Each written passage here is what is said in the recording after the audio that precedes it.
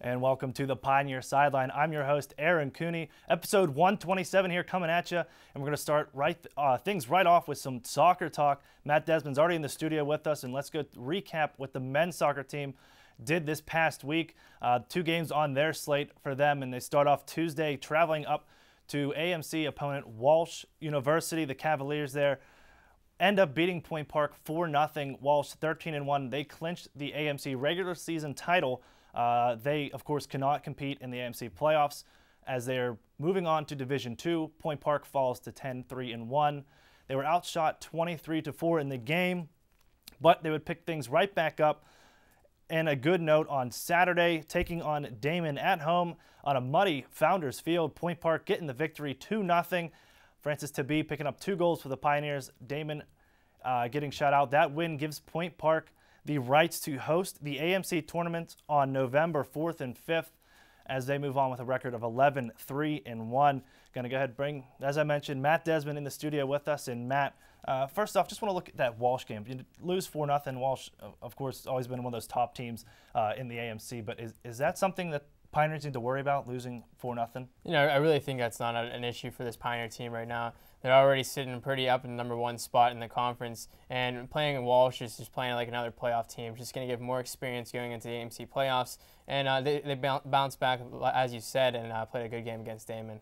You mentioned Damon there to get another shutout, and Mitchell Cohen picking up his 7th shutout in 14 starts. I mean, huge for this guy to come in and pick up when you have Zeke O'Donnell, starter goaltender for 3 years, and he goes out and Kelman and step in the way he has. Yeah, I really think it shows how deep this Pioneer team is. As you mentioned, that O'Donnell was out with an injury the whole season, and the credibility of the goalie position was up in the air. But Kelman's done a great job. He has a 7 shutout this season, and I think it just complements the defense's play. And Kelman and this defense are doing a really good job for this team.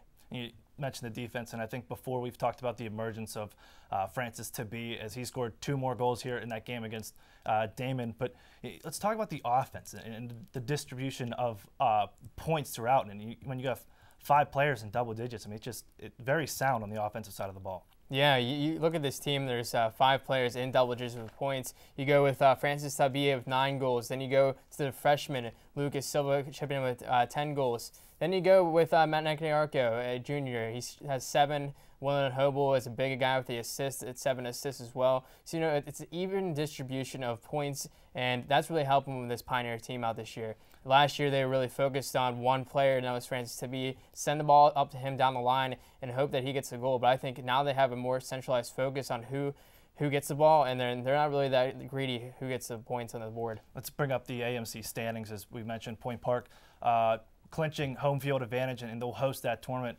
even though Walsh cannot compete.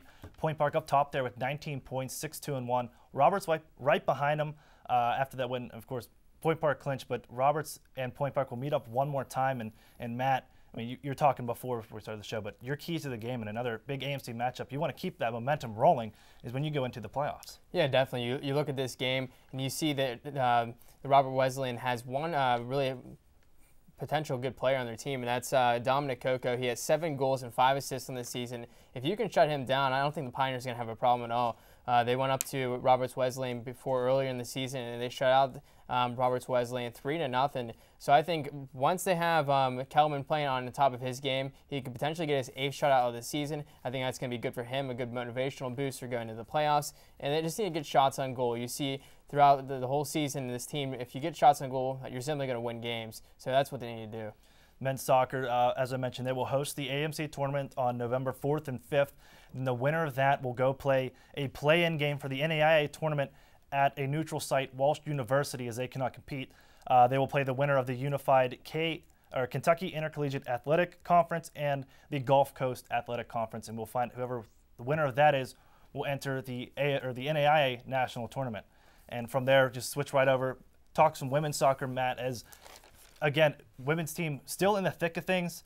They need one more win to clinch a playoff spot. They had 2 matches on the week as well, the same schedule as the men this past week, and they took on Walsh University in that same road trip. They ended up dropping that game 4-2.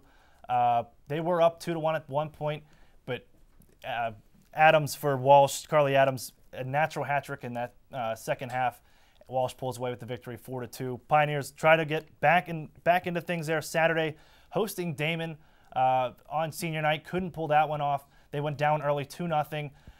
Megan Coots with the only goal for Point Park, just not enough to come back. Point Park falls to 4-12. And Matt, another tough 2 losses, but coming down to Tuesday night's matchup with Carlo at Founders Field, and it's really going to be the winner of that game will probably lock up that final playoff spot. Yeah, you really look at this Carlo game, it's going to be an important one because the Pioneers coming in this 3-game stretch had to win at least 1 game, and this Carlo game is going to be very important because I think that's the best chance they're going to have of winning a game. And as we saw in this past game against Damon, they were outshot 21-9 and 16-3 in the first half. You got to get shots on goals to win a game, and that's my first key of the game. You have to get shots on goal, get your offensive players involved in this game, and then secondly, you just have to get on the scoreboard first. You see last game they played this Carlo team, and they got that 1-0 lead. It might just take 1 goal, but that's all you need to get this victory.